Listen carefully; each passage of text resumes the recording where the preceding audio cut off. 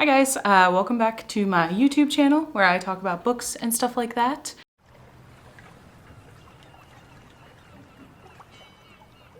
Today is September 13th. So tomorrow I'm going to be posting my August wrap-up, but in filming that, it really inspired me to never do wrap-ups like that again. I just didn't like talking about 14 books all at once. It wasn't fun. I'm still posting the video because I made it and because I spent time on it, but I didn't really enjoy it. But that inspired me to do this, which is what I'm filming today, which is a mid-month check-in sort of thing, and I think that's how I'm going to do wrap-ups from now on. I'm just going to do one in the middle of the month and one at the end of the month. So today, let's just get right into it. I'm just going to talk about the 7 books that I've already read in September so far. Okay, so the first book that I read in September was The House on the Cerulean Sea by TJ Klune. I read this in audiobook form. It's an adult fantasy novel. I think everyone kind of knows what it's about at this point because it's so popular. It's very, very well deserved too. But to sum it up lightly, it's a book about a social worker that goes to orphanages that host the rarest and sometimes the most dangerous children. And it's about Linus and his journey kind of with these children. It's very, very sweet. It had really realistic depictions of like loneliness. His character in general is what made me love the book as much as I did. I ended up giving this book 5 out of 5 stars just because it was so heartwarming and so beautiful. All of the kids felt realistic and they all felt like individual little characters, not sort of just like this like conglomeration of like sweet, cute things that you're supposed to like. The audiobook was also like stellar. He did different voices for all of the children, for Linus himself, for Arthur, the love interest, for everyone, even the townspeople, and it was just so cute. So I definitely really recommend this one. It's very hyped right now, but I think it's one of the hyped books that actually deserves to be hyped up. So the next book that I picked up was Small Spaces by Catherine Arden. I picked this up on recommendation of Olivia Reads a Latte, or she didn't recommend it, but she noted that on Amazon it was only $4, so I had to buy it. And I'm glad that I did. It's a really quick read. It's a middle grade novel, and I love just spicing up my reading with middle grade novels because I think that they really add to it. I read a lot of really big, huge adult books, and all of them are always like 500 pages, so it's really nice to get to shorter, smaller, sweeter books. So this book is about Ollie, our main character, who is still suffering from the tragic loss of her mother, and one day she stumbles upon a woman at a creek who is about to throw a book into the water. Impulsively, she just steals the book and runs away. Once she starts reading the book, she can't stop reading it. She feels so compelled. And then later, when she goes on a field trip with her schoolmates, she realizes that the things she's reading in the book are actually a true story. And it goes from there after the bus breaks down and spooky stuff starts happening. It's a really good October read, I think. I almost wish that I had left it and waited until October, but as soon as it came in, I was just like, I want to read this book so bad. And so I did. I really liked Ollie a lot. I think she's a really great middle grade character. Obviously, characters in middle grades are going to be a little bit more cookie cutter. They're going to be very succinct in their characterization, but that's okay because they're made for children. But I think she's a strong protagonist, and I know this is going to be a series, and I really want to pick up the second one too. I gave it 3 out of 5 stars. It didn't blow me away or anything, but then again, it's like a children's novel, so it's really not written for me. But I do think that the scary stuff could have happened sooner. It takes a little while for it to start going, but then it does get legitimately scary for a middle grade novel. Okay, and then I picked up another audiobook. This one I picked up was Love from A to Z by S.K. Ali. This is a young adult contemporary romance, and it follows 2 main characters, so dual point of views. The first character is Zainab, and she is a young Muslim high school student. She's in her senior year, and she is frequently described as being unnecessarily angry and self-righteous. While everyone describes her as that, she realizes that she is justifiably angry about the things that are happening around her and all of the injustices that she sees. She's recently just been suspended for a week for drawing an ambiguously threatening photo of her teacher, who is an Islamophobe. And then our second character is Adam, who is a recent college dropout who was diagnosed with multiple sclerosis. Multiple sclerosis? That's a really hard one. A disease that his mother passed away from when he was very, very young, and he's obviously grappling with this, and he is traveling back to live with his family again. And Zainab and Adam meet in a clandestine sort of way in the airport, and their love story kind of goes from there. I loved this book, like I really did. I thought it was so sweet and so good. The main characters are really the driving point of the story, like most contemporaries, but they were just so realistic to me, and just I really grew to care about both of them so much, in particular Zainab, because I just think that she deals with so much over the story. Her dealing with her Islamophobic teacher, her dealing with her suspension. There's other plot points I don't want to get into. All contemporaries always have those little kind of like plots that are strewn in throughout the novel that go along with everything else. I just think she's a really strong character. She just grew on me a lot. And then Adam I really cared about too from the very first chapter. He is talking about how lonely he is, how much he misses his family, how he can't remember the last time he's ever even been hugged. And I just really related with that a lot. I didn't like the audiobook. I kind of wish that I had picked it up physically instead. I didn't like the audiobook just because I don't like audiobooks that have multiple characters and they don't change the voices at least a little bit. There is a voice for Zainab and a voice for Adam, so that's great. There are specific dialogue scenes when they're speaking with other people around them. They don't change the voice, so it kind of got muddled and a little bit hard to remember who was even talking at some points. That's a very small nitpick and nothing against the book. I wish I'd listened to it, or I wish I had read it instead of listened to it. It was kind of insta-love, but young adult contemporaries, that doesn't really bother me too much, just because, I mean, teenagers do kind of form very fast connections with each other anyway. And I just cared about the characters so much that it was fine. I liked the ending. It felt really well developed as well, and it was very satisfying, the ending to me. And I definitely recommend reading or listening to, whatever format you're consuming this with, the author's note, because she talks about how she learned about multiple sclerosis and like her research into it, and how Adam's depiction might not be same for everyone's.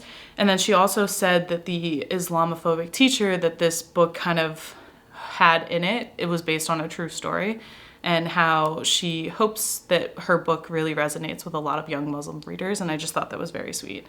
I ended up giving the book a 4 out of 5 stars. It didn't like knock it out of the park for me or anything, but I still really, really enjoyed it. All right, so I actually pre-ordered When No One Is Watching by Alyssa Cole because I was so excited about it. Ironically, this is actually my first Alyssa Cole. I haven't read any of her romances because I don't actually read romance very often. But as soon as I found out that she was gonna be doing a thriller, I really, really wanted to get my hands on it. And I love the cover. I'm not gonna lie, this is huge. Like, I pre-ordered it mainly for the cover. This is a adult thriller horror, and it's about Sydney Green, who has always lived in this small Brooklyn neighborhood.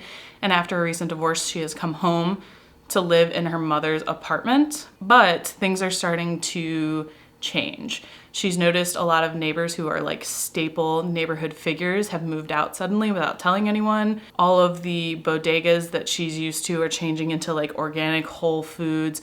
And most of all of her new neighbors are white. So this is gentrification horror, and it is very much in the veins of like Get Out. It was very, very good. I really enjoyed reading this. It's a thriller, so I read it very quickly, probably like 3 days max. The things that I really liked about this a lot were the fact that it had a lot of history in it. Like, it tells about real, true things that happened to Black Americans in Brooklyn in the past, like redlining and everything. So it's a very informative read, as well as being a very tense and scary read. And there's a lot of scenes in this that happen that you can tell are things that happen in everyday life. Like, at one point she goes into one of those organic, whole good, like vegan corner stores, and she tries to buy something with a 20 and the guy gives her change as if she gave him a 10. And it's a crazy little microaggression that's just building on top of other microaggressions that she's already dealt with. It's tense and weird and creepy in the book, but it's even weirder and scarier knowing that that stuff happens all the time in real life. The only thing with this book I would say is that I do think it's marketed kind of wrong. It is marketed more as a thriller. It even says on there a thriller.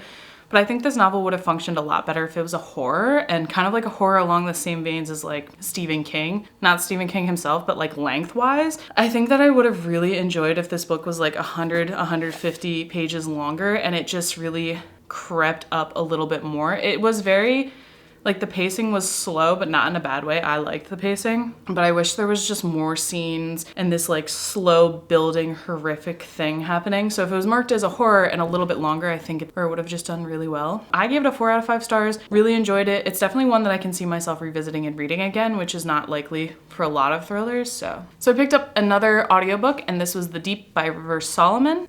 This is an adult fantasy science fiction story. Its main plot is based off of mermaids that were born from pregnant slaves that were thrown overboard during the transcontinental slave trade. After you get through that plot line, you learn about Yetu, who is the main character in this novel, who is the historian for their people.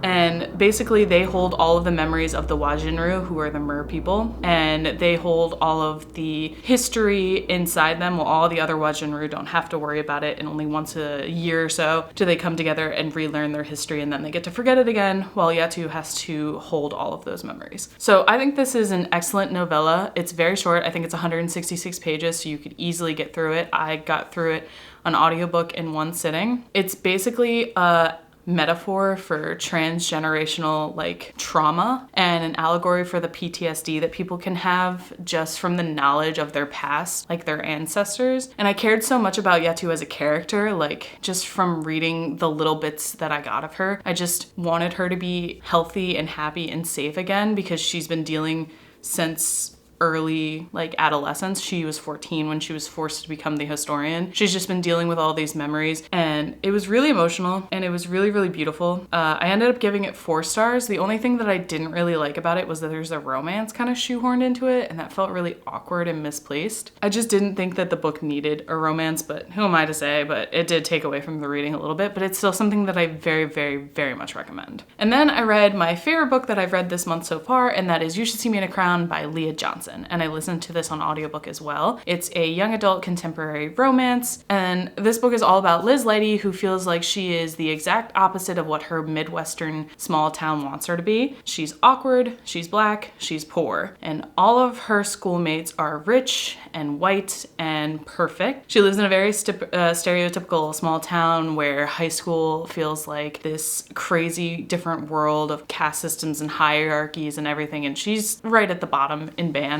Unfortunately, when Liz is denied a scholarship to her college of choice, she has to run for prom queen and try and win the prize money so that she can finally go to the college that she's been dreaming of her entire life. I loved this book so much. I started the audiobook. It's about a 7.5 hour long audiobook. I started it and then I listened to it, and then I didn't stop listening to it until I had to pause to give my boyfriend a goodbye kiss. And then I just kept listening to it. I listened to it all in one night and I loved every moment of it. I ended up giving this one a 5 out of 5 stars. I think that it's just such a perfect young adult contemporary. I love Liz as a character. She was just so wonderful. She's a really accurate representation of anxiety. She's just really fantastic, and I can see her representing a lot of young women who need this type of character and need to read this type of character. It's a young adult contemporary, so you kind of already know how the ending is gonna go. These types of stories always have a good ending, but it felt so well deserved, and by the end I was just so excited and happy for her. It does have a blend of comedy in it that I don't know if it's gonna be for everyone. It's kind of a little bit over the top. It feels very Mean Girls in some aspects, like when she's talking about like the cafeteria and how she's too scared because she doesn't want to fall because she doesn't want everyone to record it and everyone to laugh at her, and how this kid should have checked his sneakers. You always double check your sneakers before you go into the cafeteria because if you trip, that's it, and all this other stuff. So it did feel stereotypical in that way, but I thought it was really funny, and I just thought it was really, really good. And I really, really liked the romance too. The love interest Mac was just so understanding, and she communicated herself so well, which is something that I don't think we really see in young adult contemporaries very much. Obviously there's the traditional like miscommunication trope, but it's not on Mac's end, and when that gets resolved, she's so understanding that I just loved her. Okay, so the last book that I read so far in September anyway, my 7th book, was One by One by Ruth Ware, and I picked this up in Barnes & Noble because it was 30% off and it's a brand new Ruth Ware book. I've only ever read one other Ruth Ware, and it wasn't Turn of the Key, which is her most popular one. This is an adult thriller mystery. I'm just gonna read you the Goodreads blurb because I think it actually describes it very well, and it's not like a 5-paragraph description. So, getting snowed in at a beautiful rustic mountain chalet doesn't sound like the worst problem in the world, especially when there's a breathtaking vista or a cozy fire and company to keep you warm. But what happens when that company is 8 of your coworkers and you can't trust any of them? So that really grabbed my attention. Very hooked from the very beginning of this. It has two dual point of views. It's following Erin, who is the hostess of the chalet that this tech company is staying at, and Liz, a scorned former employee at the tech company. I just thought it was really well done. I love thrillers that have short, easy chapters to get through because then you just feel compelled to continue reading. Like, I would finish 2 pages and that would be the end of the chapter, and I'd be like, okay, I'll finish another chapter, and then that chapter will only be 3 pages, and just so on and so forth. It's funny because I recommended this to a friend of mine who has a kid, because I was like, this would be the perfect book for you because you could actually get reading done and not feel interrupted because your kid wouldn't be bothering you in the middle of a really long chapter. So this is just another book that I finished all in one sitting. Like, I started it and then finished it all on the same day, pretty much like the next day after I went to Barnes & Noble. And it's very compulsive and very readable, and Ruth Ware has a really, really good writing style that I really enjoyed. This is basically what I wanted out of An Unwanted Guest by Sherry Lapina, but it's better. It's very tense, very, very atmospheric. I love the wintry setting and the closed-in claustrophobic nature, because I have very bad claustrophobia, so stuff like that does really get to me. I did figure out who the killer was. I thought, in almost every thriller, I figure out who the killer is before you're really supposed to figure it out. That's just, I don't know, that's how I am. But there were enough little other mini twists that I really enjoyed to make me really like this book a lot. And I gave it 4 out of 5 stars. I do think I'm gonna hold on to it. Usually I don't hold on to my thrillers just because I don't reread them, but I do think this is one I might revisit just because I really, really liked it. And I definitely recommend it. Okay, so that's it for my wrap up. Like I said, this is something that I'm gonna try out doing mid-month wrap ups and then wrap ups at the very end of the month, telling you everything that I read. I just think that I got to spend a little more time telling you what the stories were about, and I feel a little bit more put together this way. But I hope you enjoyed. I definitely enjoyed making it, and I hope you stick around for more content. Please like, subscribe, comment, do anything that you want to do, stuff like that. Thanks, bye.